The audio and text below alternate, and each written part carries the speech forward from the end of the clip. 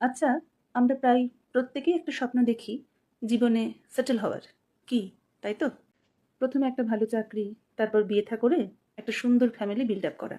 হুম, চাকরি অবধি তো ঠিক আছে, কিন্তু ফ্যামিলি বিল্ড আপ করতে গিয়েই আমরা কোনো না কোনো ক্ষেত্রে হোঁচট খাই। আমরা ঠিক যে ধরনের ড্রিম দেখেছিলাম সেটা ঠিকমতো ফুলফিল অনেক সময় হয় না।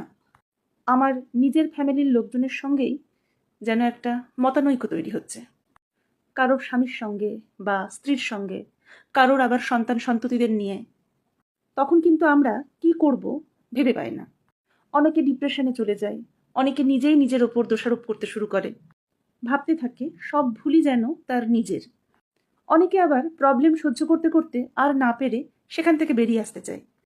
যদি সত্যি সত্যি সুখী থাকতে চাও, তাহলে নিজের কর্তব্যের প্রতি ধ্যান দাও। এটা আমার ছেলে মেয়ে, এদের প্রতি আমার কি কর্তব্য থাকা উচিত? এটা আমার বাবা মা, অথবা এটা আমার স্বামী স্ত্রী, এদের প্রতি আমার কি দায় দায়িত্ব আছে?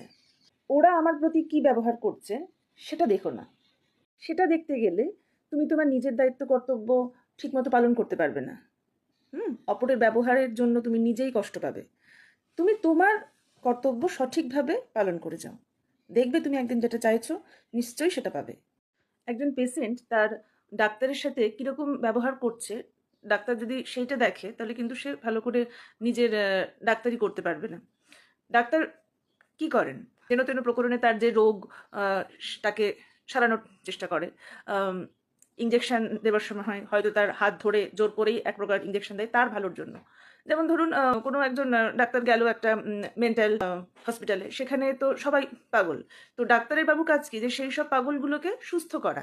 আহ, সেখানে ডাক্তারের ওপর যে কোনো সময়তে কোনো পাগল হয়তো তাকে গালিগালাজ করছে, কেউ হয়তো তাকে আবার একটা থাপ্পড় বসিয়েও দিল। এবার ডাক্তারবাবু যদি উল্টে তাদের উপরে রেগে যায়, তাহলে তো ডাক্তারবাবু চিকিৎসাই করতে পারবে না। এইটা ভেবে নিয়েই কিন্তু আমাদেরকে কাজ করতে হবে যে আমরা নিজের দায়িত্বটা সঠিকভাবে পালন করব।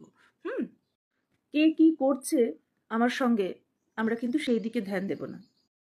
এটা 2024। এখানে বর্তমান পরিস্থিতিতে আপনার যেরকম স্বভাব বা আপনার যেরকম নেচার, তার অনুকূলে কিন্তু পরিস্থিতি আসবে না। আপনাকে সেরকম অনুকূল পরিস্থিতি তৈরি করে নিতে হবে। এরকমভাবে চলতে থাকুন, দেখবেন জীবনে নিশ্চয়ই সুখী হবেন।